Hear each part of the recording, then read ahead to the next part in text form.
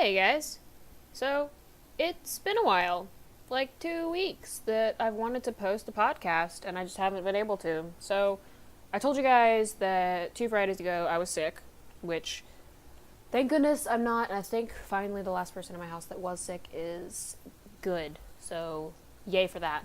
But then also last Friday, I wanted to record and post something, but our internet kind of crapped out on us that week because we only have like 15 gigabytes of internet a month, and it's due to where we live because we kind of live in the sticks.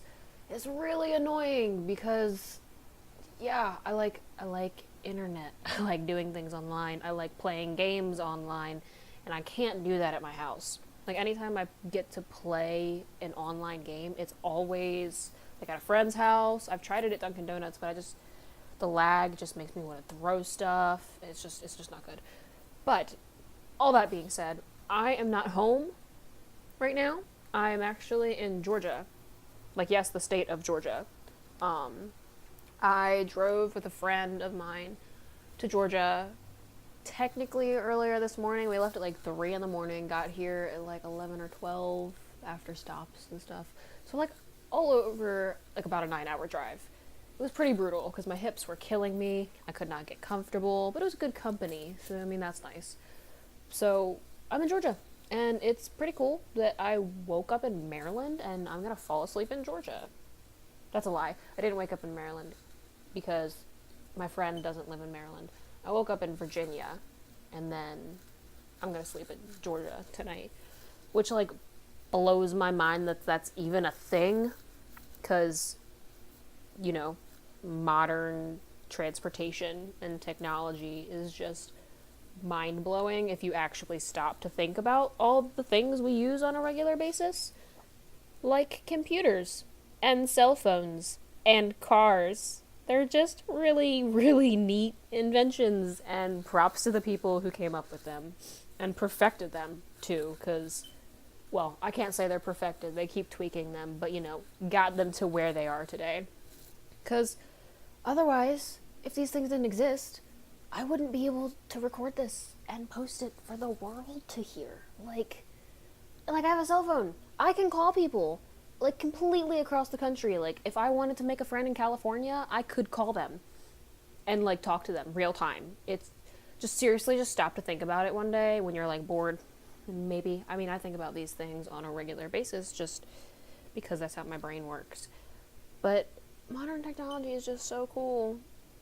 And it's also scary. Like, I was talking to my friend on our drive here about how some of these people that we're driving past, well, like all of these people that we drove past and we saw and all that, all have, like, detailed personal lives that we're never going to know about because we're never going to see these people again. And, like, the chance of us actually driving past any of these people again, like, it could never happen. And that's crazy to me, that there are literally so many people that we're never gonna know, even though we, like, see them in passing. Like, I live in a small town, and I think I see a new person pretty much every day. I go to a community college right now, and I still see new people on campus that I don't think I've ever seen before, and that blows my mind because it's such a small campus, and it's such a small town, and I'm still seeing new people that presumably have been there the same length of time, if not more, that I've been there. And that's crazy. But my friend put it the best way, because he was talking about, the people that we just kind of pass. And I mentioned how, like, crazy and mind-blowing it was, but also how scary it was, because I don't know. I mean, to think that there are really that many people that we're just never gonna know. And I mean, I'm okay with that. I've come to terms with it. But our world is so small compared to the universe, but our world is so big compared to where we are in it.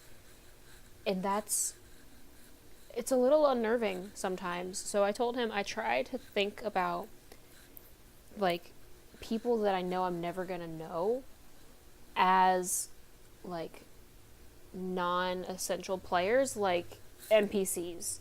So, people I interact with and communicate with and work with on a regular basis are like active characters in my life game, but then everybody else is an NPC.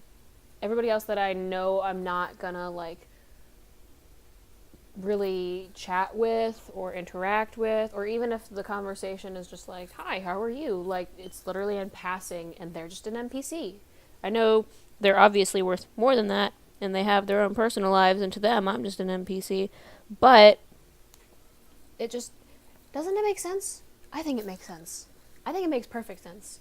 It just makes it so much easier to cope with than just accepting that there are all these people that we come in contact with we're just never going to know. It's just so much.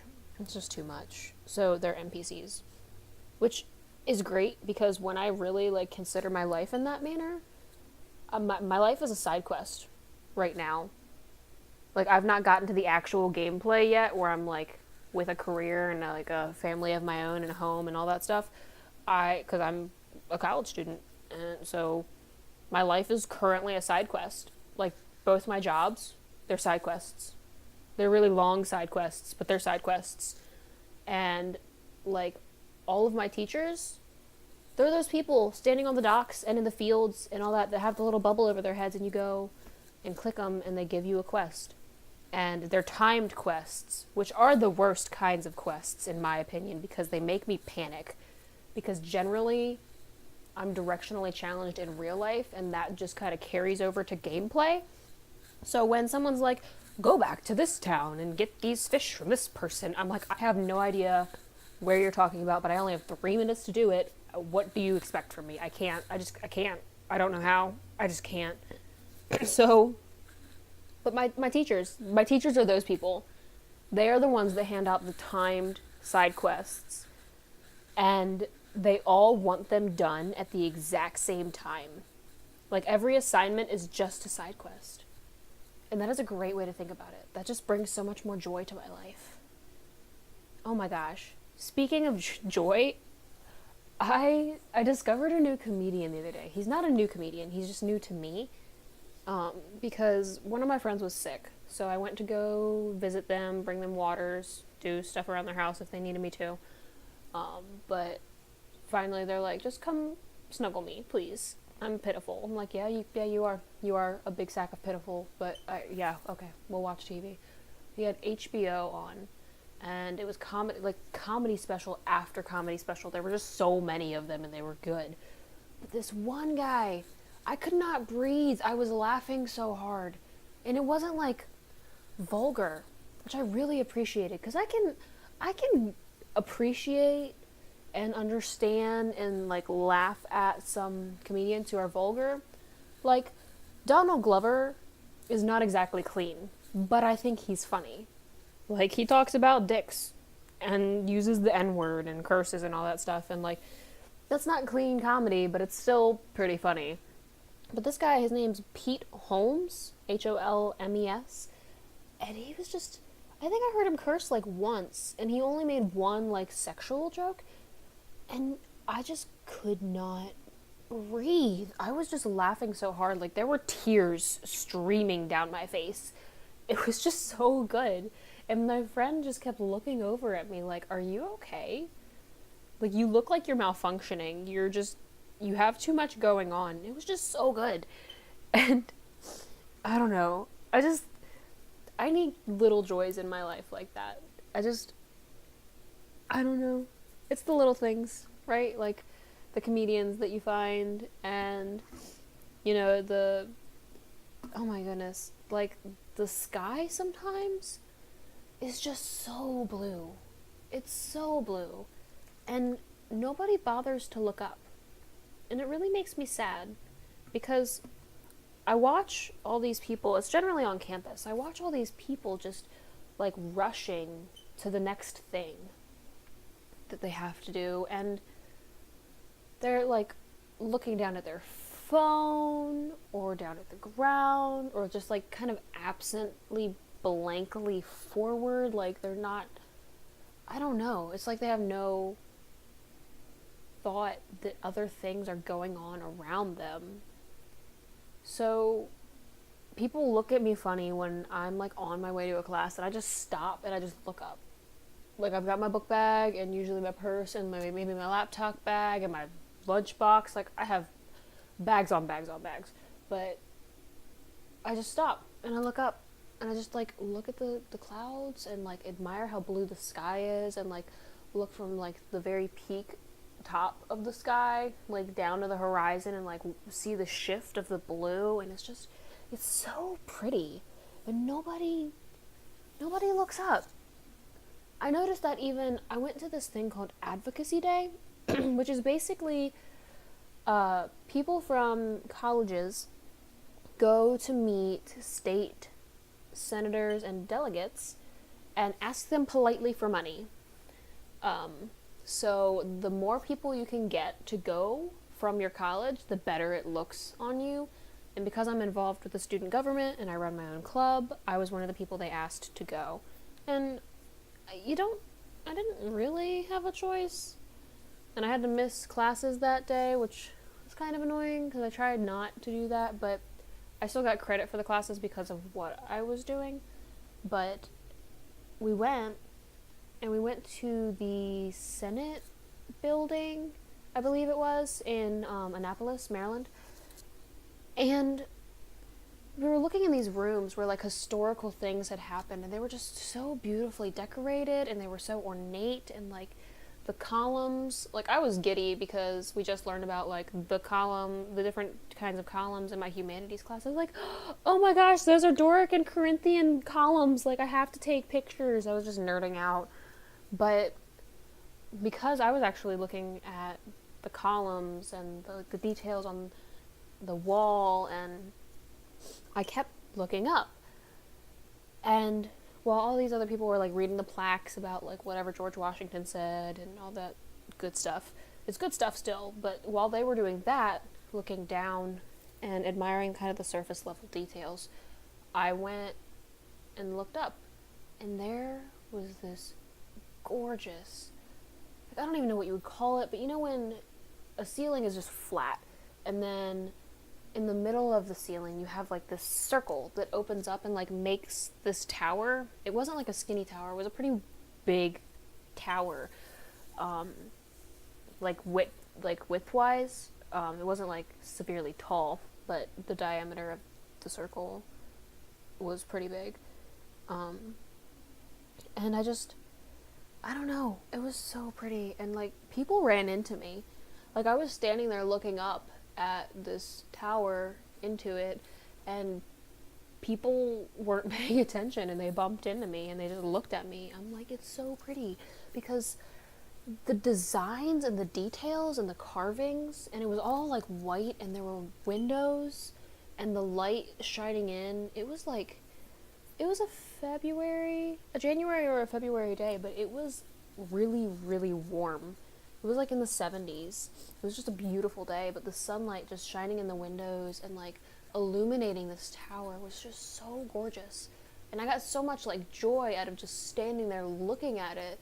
And finally, some of my friends actually came over and like looked at me and they were like, "What are you doing?" And I just told them, I was like, "Look up. Just look up. It's beautiful." And so, I mean, they got to experience it too. But other people from other colleges just looked at me like I was crazy. And people do that frequently. Just like when I stop and just look up, people just look at me like I'm crazy, because it's like they don't even recognize that there's something above them worth looking at. It's like their whole entire world is just centered on them and where they are standing in place. And it's just such a bad mentality to have, because there's so much more going on around us, even in places you don't normally think to look, like up.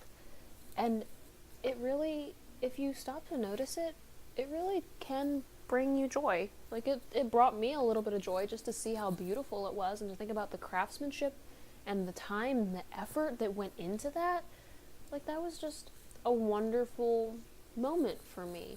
And it was a wonderful moment because I allowed myself to stop and actually experience it. I feel like if more people did that on a regular basis, we'd have a lot more like cases of happiness I know that's a weird way to phrase it, but we just have a lot more people who were happy and content with being happy. Like, I know I went through a phase where anytime I was happy, I was super skeptical. I was like, all right, what's going to go wrong? Because this never works this way. But now I'm okay with being happy. And I gotta tell you, it's really great to just be happy and be okay with it, and to not freak out when things change. Like, just because something quote unquote bad happens doesn't really affect my happiness all that much anymore, because I recognize that things are gonna change, and like, unfavorable things are going to happen, and that's okay. That's just how life works. And I've been able to get over it a lot easier.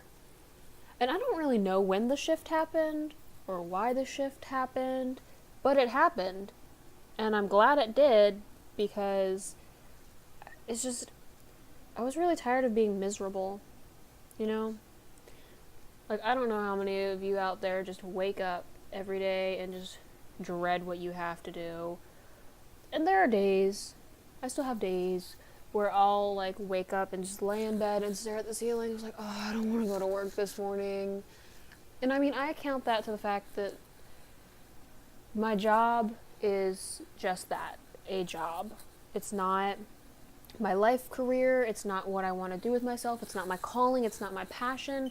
It's enjoyable. And I like the atmosphere I work in. I like the people I work with. I like the customers we have. I like the entire job. I like what I get to do. I like who I get to like do it for. It's just because I work at a bookstore. I mean, I love books. I love reading. So it's a good job for me, but it's still just a job, because I don't want to be working in a bookstore for the rest of my life. Like, I am going to school to be an early childhood educator. I want to teach children. I want to enrich their lives. I want to be a part of bringing them up into like reasonable, kind, caring, logical people. Like, I want to be part of that role, and I want to make sure that they know they're loved, because I know so many kids that come from homes that aren't good for them, that they don't feel loved, they don't feel cared about, and I want them to know that somebody does, even if that person is just their kindergarten teacher. They just need to know somebody does. So I can't wait for that chapter of my life. I really can't. Like, I don't ever get me started on education issues, because I will talk your ear off. You will have no ears. They will just fall off and crawl away from your body, because they're sick of hearing me talk about my passions about education. And for some people, it drives them nuts. And other people look at me and hate me because I have so much passion for this. And other people look at me and are just like amazed that I have this much passion. And that's such a shame. More people should have passion like this. Like, passion gives life spark. And people need that. You know, like, I don't know. I have friends and I know people that just don't know what they want to do, don't know what they're good at, and they really seem miserable some days, and that's just not a good place to be. Like, we should have some sort of class or something where you can like discover what you're passionate about. And people shouldn't hate people who are passionate either. Just because you don't have that in your life doesn't mean you should hate somebody for having it. Anyway, off my soapbox, maybe. But that's what I want to do with my life.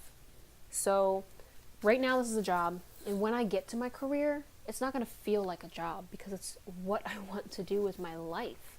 Like, it's what I want to dedicate my time and my energy to. It's another one of those things that I feel like I was created to do. Like, I feel like I was created to be a wife and a mother. And I'm not at that point in my life right now, but I am so excited for that chapter of my life. It might not even happen soon. I have no idea. I don't know what's going to happen tomorrow. I mean, I've got a vague idea, but who knows with the details? Who knows if even the big ideas will pan out the way they're supposed to? But I know it'll more than likely happen because I have such a desire and a drive to be a wife and a mother. And I'm already on my way to being a teacher. I'm in school for it. I'm getting experience. I'm getting experience even outside of classes. So the chances of me being a teacher are pretty high, and that I just can't wait. It's going to be great. I'm not a morning person. I'm really not a morning person. I'm going to have to be a morning person because I'm going to need to be up at the butt crack of dawn. But I really can't wait for those days where I do have to wake up that early because I get to go to my own classroom. And I get to set up for my kids in the morning, and I get to have the lesson plans, and I get to have the centers, and I get to have the theme boards, and we get to go over the calendar and the weather and the math, and like I get to teach all the subjects. I even get to teach manners. Like as a kindergarten teacher, it's not like in the curriculum, but it's a hidden curriculum. It's things you teach them when you tell them to hold the door for their class. It's things you teach them to wait your turn to talk. Like those are not things that are explicit in the curriculum, but they are things that I get to help teach them, being their teacher. I know their parents should be teaching them these things, but sometimes that doesn't happen. So I have to teach them that. Even if their parents are teaching them that, I still have to teach them that, and I can't wait for those days.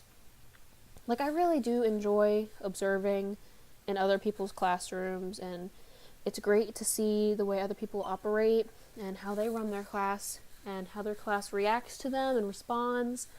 But I cannot wait to have my own classroom and have like my name on the door and have my decorations all over the wall and like get to have my kids come in every morning and put their stuff in their cubby and go sit at their desks and just run my class in the order and way I think works best. And I will have a lot of trial and error, probably mostly error, because it takes a long, long time to even be a decent teacher, because there's so much to it. But I can't wait for that. Like, I don't know. Children are just, their development and the way they learn is just it's so exciting, and it's so beautiful to me to see that, because things I take for granted, like tying my shoes, or regular math, or knowing what to wear for like different weather. Like these kids don't know that yet. Like I watched 2-year-olds learn how to put a cap on a marker. That wasn't a skill they possessed yet, but I just do it absentmindedly. I don't even have to think about putting a cap on a marker when I'm done with it. Like it's not a thought. I don't have to consider it. It just happens. But these kids are like learning this for the first time, and it's so beautiful to see that and to see the moment when it clicks for them. Like I know it happens for older kids. I know older kids have that like aha moment where a topic clicks for them. But I feel like for little kids that just happens so much more often because they're little people and they haven't had enough time on this earth yet to figure all these things out. So they have them for, school concepts, but also they have them for just regular everyday things, like tying their shoes. Like you'll see the moment when it happens that they learn how to tie their shoes, and they're going to be so excited about the fact that they know how to tie their shoes. And it's just great. Like, imagine if we were all that excited about when we learned a new thing. Like, I know some adults who are that excited, but imagine if we were all that excited when we learned a new thing. Or even, like, if we were that excited and enthusiastic about things we liked. Like, so I'm in Georgia I'm with a friend for his friend's wedding. And his friend has a son who is right in the age range that I want to teach. And he, was really kind of shy and didn't really want to, hang out and talk when he got introduced to me and my friend. But then I started asking him questions because he's in my range of kids that I, want to teach. So I started asking him questions, and he started talking about Five Nights at Freddy's. And mind you, I don't do scary stuff very well. This kid's, recently turned 7. Yeah, I think that's what he said.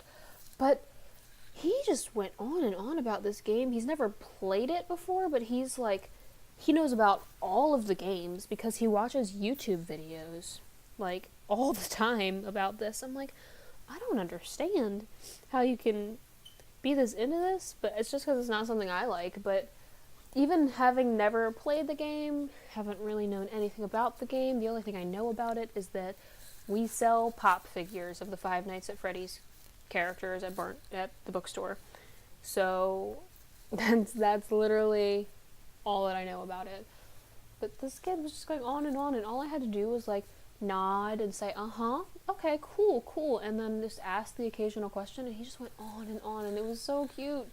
It was great how like passionate he was about it. And then after talking to me for a really long time about it, he's like, do you want to see the song?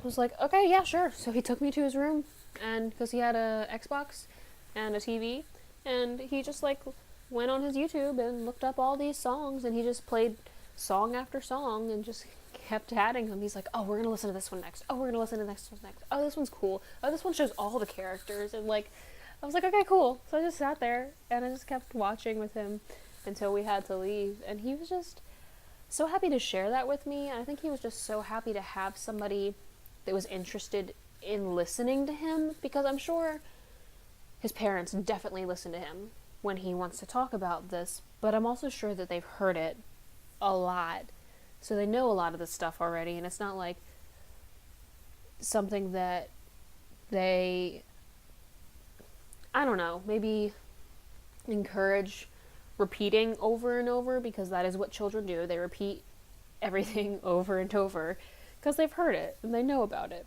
But I was a new person, and he realized that I had an interest in him and what he was interested in, and he latched on. And it was great, because that's like, I don't know, it goes back to that passion for what I want to do with my life, because that like little exchange, like I chatted with him and watched videos for like maybe an hour. just an hour of my time that I didn't need to be using doing anything else. I could have sat with my friend, been kind of awkward, just sitting in the corner, while he like saw his friend and like socialized, and I could have like chimed in every now and then to their adult conversation, but instead I chose to spend my hour with his friend's son and allow him to just be passionate about something and see his excitement about it and about sharing it with me. And that was an hour well spent for me. That was an hour very well spent, and I'm glad I did it. But that's all I got for you guys tonight. If you've made it this far, thank you. I really do appreciate it. And if you haven't, well then, we'll work on it. But I'll talk to you guys soon. Thanks. See ya.